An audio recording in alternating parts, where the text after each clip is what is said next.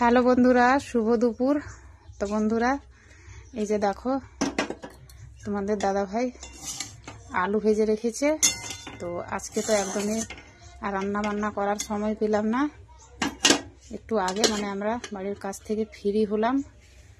তো এই যে দেখো কালকের রুটি বেঁচে আছে, আর আছে কিছুটা পান্তা ভাত। তো আজকে এসবই খাবো। আজ একটু বেশি বাড়ির কাজ সারলাম, অনেকটাই দেরি হয়ে গেছিলো। এই একটু আগে স্নান সারলাম। তো দেখো তোমাদের দাদা ভাই চা বানিয়ে দিয়েছে, ঠান্ডা লেগেছে তার জন্য, আর বিস্কুটও দিয়েছে। কেউ যদি খেতে চাও তো চলে এসো। আগে চা বিস্কুটটা খাবো, তারপর বাসি খাওয়া দাওয়া করব। তো কি বলবো বন্ধুরা, এই বাড়ির কাজের জন্য ভালো করে খাবার দাবারও বানাতে পারছি না।